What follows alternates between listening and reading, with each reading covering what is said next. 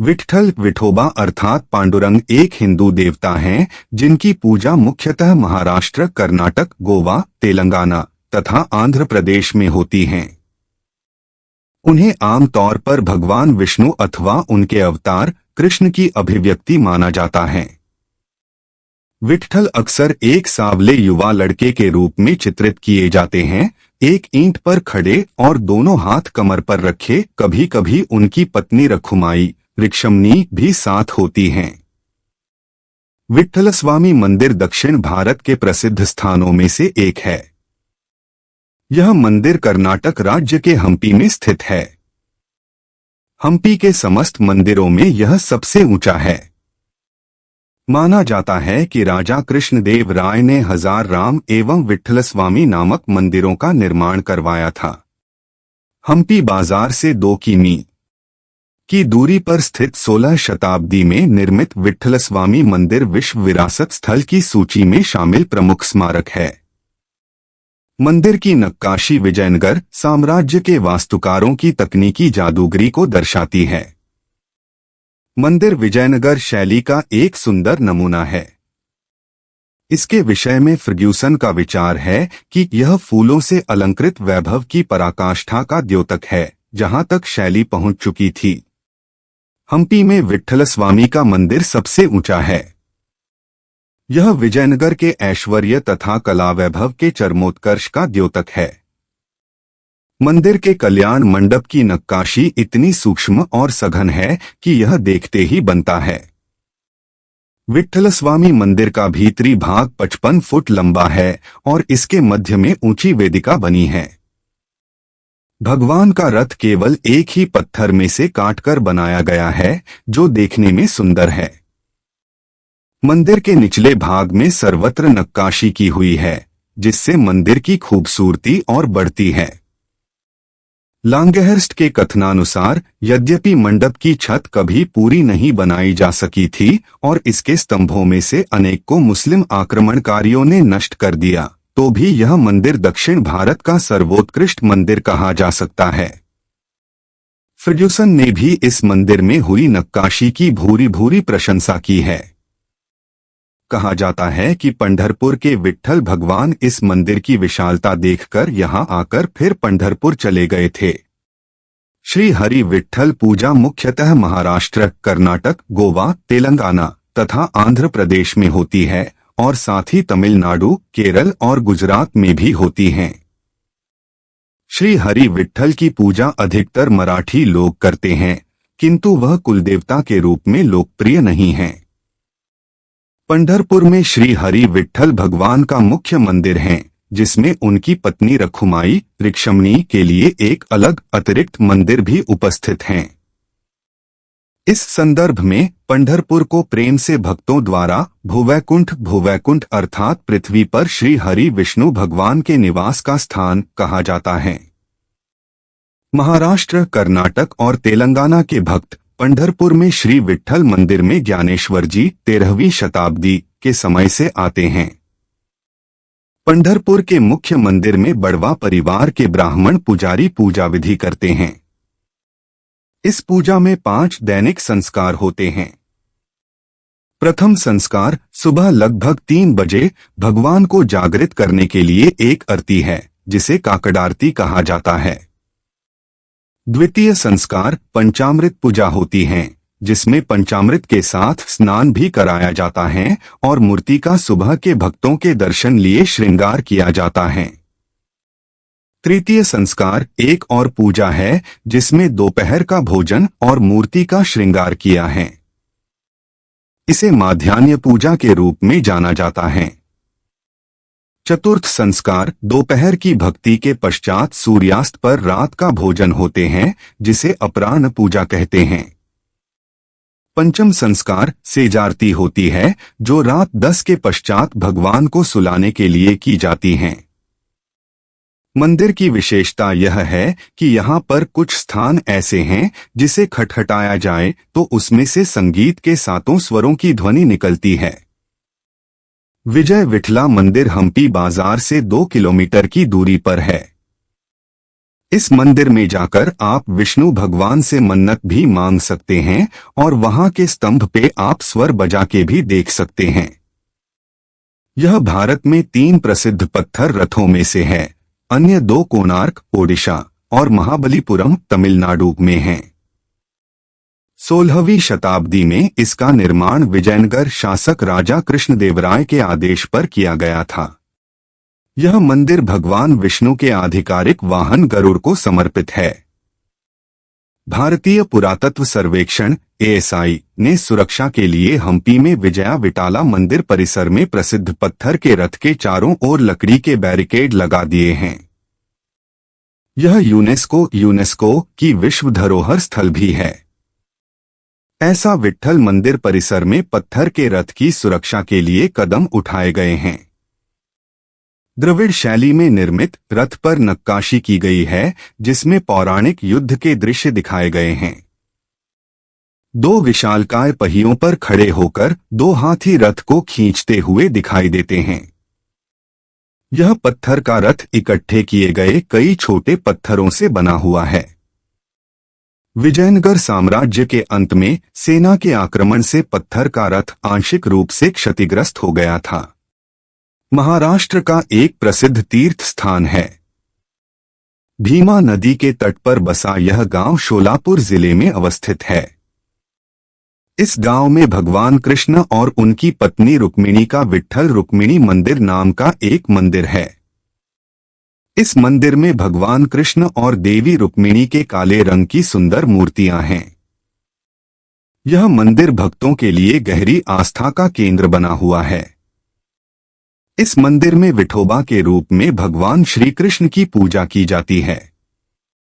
एक दिन माता पिता को किसी कार्यवश दूर अन्य गांव जाना पड़ा। अपने पुत्र नामदेव से कहा कि पुत्र, हम 1 सप्ताह के लिए अन्य गांव में जा रहे हैं। आप घर पर रहना। पहले विट्ठल जी को दूध का भोग लगाना, फिर बाद में भोजन खाना। ऐसा नहीं किया तो भगवान विट्ठल नाराज हो जाएंगे और अपने को श्राप दे देंगे। अपना अहित हो जाएगा। यह बात माता पिता ने नामदेव से जोर देकर और कई बार दोहराई और यात्रा पर चले गए। नामदेव जी ने सुबह उठकर स्नान करके स्वच्छ वस्त्र पहनकर दूध का कटोरा भरकर भगवान की मूर्ति के सामने रख दिया और दूध पीने की प्रार्थना की, परंतु मूर्ति ने दूध नहीं पिया। भक्त ने भी भोजन तक नहीं खाया। 3 दिन बीत गए। प्रतिदिन इसी प्रकार दूध मूर्ति के आगे रखते और विनय करते कि हे विट्ठल भगवान, दूध पी लो। आज आपका सेवादार मर जाएगा क्योंकि और अधिक भूख सहन करना मेरे वश में नहीं है। माता पिता नाराज होंगे। भगवान मेरी गलती क्षमा करो। मुझसे अवश्य कोई गलती हुई है, जिस कारण से आप दूध नहीं पी रहे। माता पिता जी से तो आप प्रतिदिन भोग लगाते थे। संत नामदेव जी को ज्ञान नहीं था कि माता पिता कुछ देर दूध रखकर भरा कटोरा उठाकर अन्य दूध में डालते थे। वह तो यही मानता था कि विट्ठल जी प्रतिदिन दूध पीते थे। चौथे दिन बेहाल बालक ने दूध गर्म किया और दूध मूर्ति के सामने रखा और कमजोरी के कारण चक्कर खाकर गिर गया। फिर बैठे बैठे अर्जी लगाने लगा तो उसी समय मूर्ति के हाथ आगे बढ़े और कटोरा उठाया। सब दूध पी लिया। नामदेव जी की खुशी का कोई ठिकाना नहीं था। फिर स्वयं भी खाना खाया, दूध पिया। फिर तो प्रतिदिन विट्ठल भगवान जी दूध पीने लगे। 7-8 दिन पश्चात नामदेव के माता पिता लौटे तो सर्वप्रथम पूछा कि क्या विट्ठल जी को दूध का भोग लगाया। नामदेव ने कहा कि माता पिता जी, भगवान ने 3 दिन तो दूध नहीं पिया। मुझसे पता नहीं क्या गलती हुई, मैंने भी खाना नहीं खाया। चौथे दिन भगवान ने मेरी गलती क्षमा की, तब सुबह दूध पिया। तब मैंने भी खाना खाया, दूध पिया। माता पिता को लगा कि बालक झूठ बोल रहा है, इसीलिए कह रहा है कि चौथे दिन दूध पिया। मूर्ति दूध कैसे पी सकती है? माता पिता हैरान हुए और कहा, सच सच बता बेटा, नहीं तो तुझे पाप लगेगा। विट्ठल भगवान जी ने वास्तव में दूध पिया है। नामदेव जी ने कहा, माता पिता वास्तव में सत्य कह रहा हूं। पिताजी ने कहा कि कल सुबह हमारे सामने दूध पिलाना। कर्म न यारी देत है, भस्मागीर भस्मंत। कर्म व्यर्थ है तास का, जे रीझै नहीं भगवंत। जो खेत में बीज नहीं बोता है, फिर वर्षा हो जाती है। यदि वह मूर्ख फसल पाने की आशा लगाता है तो भी व्यर्थ है। भावार्थ है कि भक्ति कर्म भी करे और परमेश्वर का कृपा पात्र भी बना रहे तो जीव को लाभ होगा। परमात्मा में भाव बनाए रखने के लिए मूर्ति स्थापित की जाती थी। जिस जीव का जिस भी आराध्य देव में भाव होता है वह उसे उसी रूप में दर्शन भी दे देता है, ताकि जीव का भक्ति और भगवान में भाव बना रहे। अधिक जानकारी के लिए पढ़े संत रामपाल जी महाराज जी द्वारा लिखित अनमोल आध्यात्मिक पुस्तक ज्ञान गंगा। विट्ठल मंदिर एक 15वीं सदी की संरचना है जो भगवान विट्ठल या भगवान विष्णु को समर्पित है। तुंगभद्रा नदी के दक्षिणी किनारे पर स्थित यह मंदिर मूल दक्षिण भारतीय द्रविड़ मंदिरों की स्थापत्य शैली का प्रतिनिधित्व करता है। विट्ठल मंदिर का निर्माण राजा देवराय द्वितीय के शासनकाल 1422 से 1446 ईस्वी के दौरान किया गया था और यह मंदिर विजयनगर साम्राज्य द्वारा अपनाई गई शैली का प्रतीक है। रंग मंडप और 56 संगीतमय स्तंभ जिन्हें थपथपाने से संगीत सुनाई देता है, विट्ठल मंदिर की उत्कृष्ट आकृतियां हैं। वारकरी संप्रदाय अथवा वारकरी पंथ भारत में एक महत्वपूर्ण वैष्णव संप्रदाय है जो एकेश्वरवाद में मानते और विट्ठल की पूजा पर ध्यान केंद्रित करते हैं। वारकरियों के अनुसार इस संप्रदाय का आरंभ पुंडलिक ने किया, जो कि उनके मराठी घोष पुंडलिक वरदे हरि विट्ठल अर्थ हरि विट्ठल जिसने पुंडलिक को वरदान दिया है को पुरावा मानत है। कुछ मानते हैं कि पंथ ज्ञानेश्वर जी द्वारा बनाया गया है, जो उन्हें श्रेय देते मराठी में कहते हैं, ज्ञानदेवे राचीला पाया अर्थ ज्ञानेश्वर ने नींव रखी। नामदेव, एकनाथ, तुकाराम, जनाबाई, विसोबा खेचर, सेना न्हावी, नरहरी सोनार, सावतामाई, गोरा कुंभार, कान्होपात्रा, चोखा मेला, शेख मोहम्मद जैसे कई संतों ने वारकरी संप्रदाय अपनाया और उसे बढ़ावा दिया। लिंग, जाति, आर्थिक पृष्ठभूमि, शूद्र के सभी पूर्वाग्रहों के बिना जो सभी विट्ठल को माता पिता और पंढरपुर को मायके के रूप में मानते हैं, उन सभी का संप्रदाय में स्वीकार होता है। वारकरी अक्सर विट्ठल का जाप करते हैं और हर महीने की एकादशी पर उपवास करते हैं। भारतवर्ष श्रद्धा और ज्ञान की भूमि है। यहाँ के देवता शास्त्र नहीं बल्कि भक्तों की श्रद्धा से स्थापित होते हैं। विट्ठल पांडुरंग भगवान उन्हीं में से एक हैं। वे महाराष्ट्र के सबसे लोकप्रिय देवताओं में से एक और अग्रगण्य हैं। अपने क्षेत्रीय पहचान में भी वे राष्ट्रीय फलक से संबद्ध हैं। वे अपने दोनों हाथ कमर पर रख एक ईंट पर खड़े होते हैं। ईंट को क्षेत्रीय मराठी भाषा में वीट कहते हैं, जिससे विट्ठल नाम आता है। बता दें कि उनकी जनप्रियता अलौकिक है। उनके दर्शन करने के लिए प्रति वर्ष हर लाखों वारकरी या तीर्थयात्री उनसे जुड़े आराध्य स्थल पंढरपुर की यात्रा करते हैं, जिसे वारी कहते हैं। इस यात्रा के दौरान उनके प्रति आस्थावान महिलाएं अपने सिर पर विट्ठल का पवित्र तुलसी का पौधा रखती हैं और विरोचित पुरुष संतों के गीत गाए जाते हैं। सांस्कृतिक परंपराओं और धार्मिक मान्यताओं के मुताबिक 13वीं सदी में प्रख्यात संत ज्ञानेश्वर से लेकर आज तक के ज्यादातर श्रद्धालु भगवान विट्ठल को भगवान श्री कृष्ण का रूप मानते और पूजते आए हैं। हालांकि पारंपरिक वैदिक मान्यताएं या पौराणिक ग्रंथ इससे सहमत नहीं हैं। प्राप्त जानकारी के अनुसार क्षेत्रीय लेखक व सामाजिक चिंतक रामचंद्र चिंतामण ढेरे ने भगवान विट्ठल की परंपराओं पर गहन अध्ययन किया है। उनके अनुसार लगभग 1000 वर्ष पहले भगवान विट्ठल संभवतया एक ग्रामीण देवता थे, जिनकी पूजा स्थानीय गाय भैंस बकरी चराने वाले चरवाहे करते थे। इसलिए भगवान विट्ठल को भगवान श्री कृष्ण के साथ जोड़ा गया, जो एक हद तक सही भी है। उपलब्ध साक्ष्यों के मुताबिक संभवतः भगवान विट्ठल को भगवान श्री कृष्ण के साथ जोड़ने के लिए देवगिरी, आधुनिक काल का दौलताबाद के यादव राजाओं ने प्रोत्साहित किया। उन्होंने भगवान श्री कृष्ण के वंशज होने का दावा किया। वे मराठी भाषा के सहायक थे। उनके शासनकाल में 8वीं से 13वीं सदी तक जो वीर पत्थर स्थापित किए गए, उसका मकसद था स्थानीय वीरों को देवता मानकर पूजा जाना।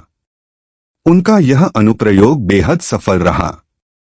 समझा जाता है कि भगवान श्री कृष्ण या किसी और देवी देवता के साथ जोड़े जाने से पहले भगवान विट्ठल की छवि भी शायद किसी शूरवीर की छवि की तरह ही रही होगी। आम तौर पर भगवान श्री कृष्ण या भगवान विष्णु की छवियों में एक पैर उनके ही दूसरे पैर पर रखा होता है, या फिर उनके हाथ में बांसुरी होती है। लेकिन भगवान विट्ठल की छवि में यह अमूमन दिखाई नहीं देता है। इस जनप्रिय देवता की विशेष मछली के आकार की बालियां भगवान श्री कृष्ण या फिर भगवान श्री विष्णु के साथ उनका संबंध स्थापित करने का एकमात्र प्रतीक है। इसके बावजूद वे अपने भक्तों के लिए भगवान श्री कृष्ण हैं। लोक मान्यताओं के मुताबिक पंढरपुर के आसपास भगवान श्री कृष्ण के बचपन के गीत बेहद लोकप्रिय व प्रसिद्ध हैं, जिनमें वे अपनी मां यशोदा के साथ समय बिताते हैं या फिर यमुना नदी के किनारे गायों पर निगहबानी रखते हैं। इसके पास में उनकी पत्नी रुक्मिणी का भी एक मंदिर है, जिन्हें यहाँ के लोग रुखुमाई कहते हैं। बता दें कि गोकुल और अपने चरवाहे का जीवन पीछे छोड़ने के कई वर्षों के बाद भगवती रुक्मिणी भगवान श्री कृष्ण के जीवन में आई थीं। इससे स्पष्ट हो जाता है कि कैसे हिंदू धर्म में शास्त्र भगवान की स्थापना नहीं करते, बल्कि उनकी स्थापना भक्तों की श्रद्धा व विश्वास और उस पर आधारित उनकी मान्यताओं से होती है।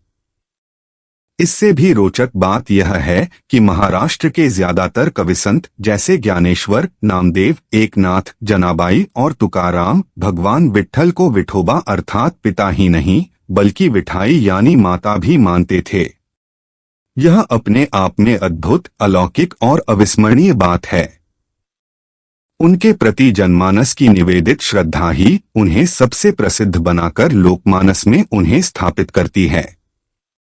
सुप्रसिद्ध संत ज्ञानेश्वर द्वारा भगवद गीता पर लिखे गए भाष्य ज्ञानेश्वरी में जब भगवान श्री कृष्ण धनुर्धर अर्जुन के सामने अपने सर्वव्यापी रूप में प्रकट होते हैं, तब वीर अर्जुन भगवान श्री कृष्ण को अपना मित्र नहीं मानते या उनके भक्त के रूप में पेश नहीं आते, बल्कि वे भगवान श्री कृष्ण को सर्वव्यापी माता के रूप में देखते हैं, जो स्नेही और कोमल हैं। इस प्रकार भक्त भगवान की स्पष्ट रूप से पुरुष वाली छवि होने के बावजूद अपनी कल्पना में उन्हें स्त्री रूप में देखना पसंद करता है। हिंदू धर्म व संस्कृति में देवियों की कोई कमी नहीं है। पश्चिमी भारत के महाराष्ट्र में मां दुर्गा, मां काली और मां गौरी की स्थानीय अभिव्यक्तियों को समर्पित कई मंदिर हैं। वे सुप्रसिद्ध व अपने दृष्टिकोण में सर्वव्यापी हैं। लेकिन विठाई इनसे अलग हैं। वे कतई उग्र नहीं हैं। वे खून की बलि नहीं मांगती। वे असुरों को नहीं मारती। वे बच्चों को बुखार से पीड़ित नहीं करती। वे प्रसन्न नहीं किए जाने पर गर्भपात या महामारी की वजह नहीं बनती हैं, बल्कि वे स्नेहमयी हैं, किसी का पोषण करने और किसी को भी क्षमा करने के लिए सदा तैयार हैं। कमोबेश वे उस मादा कछुए के समान हैं जो छोटे बच्चों को पालती है, या उस गाय के समान है जो अपने भयभीत बछड़े को दूध देने के लिए ही पहाड़ चढ़ती है। सच कहा जाए तो भगवान का प्रेम उनके जेंडर यानी लिंग से ज्यादा महत्वपूर्ण बन जाता है। कम से कम धार्मिक मामलों में तो ऐसा ही है, लेकिन आधुनिक भारत के सामाजिक और कानूनी मामलों में इसे कतई स्वीकार नहीं किया जाता है। अमूमन पिताओं को माता की भूमिका में या माताओं को पिता की भूमिका में यानी उसे निभाते हुए नहीं देखा जा सकता है। मतलब किसी घर में सिर्फ पुरुष का वर्चस्व हो सकता है, स्त्री का नहीं। हमें बताया जाता है कि लिंग को लेकर यह सख्ती ही हमारी सच्ची संस्कृति है। लेकिन यह स्पष्ट है कि प्रेम में डूबे हुए देवता और संत इससे असहमत हैं। पंढरपुर स्थित श्री रुक्मिणी मंदिर की कतिपय छवियों से भी इसकी पुष्टि होती है। भारतीय सनातन धर्म और हिंदू संस्कृति की सर्वव्यापकता के मूल में भी यही भाव अंतर्निहित है, जिसकी कदर की जानी चाहिए, तर्क वितर्क नहीं। Thank you for listening.